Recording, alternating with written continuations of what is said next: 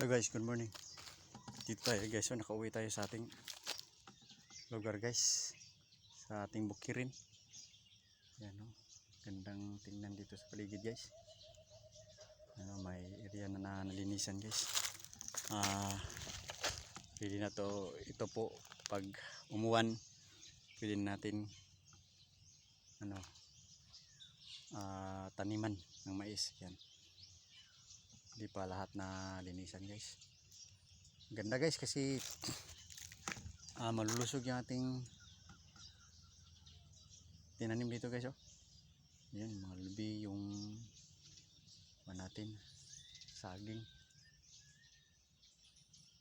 Yan, dito tayo guys kaya manguha tayo ng balanghoy. Yan, nandoon sa dulo guys. Bye guys, update ko sa susunod guys.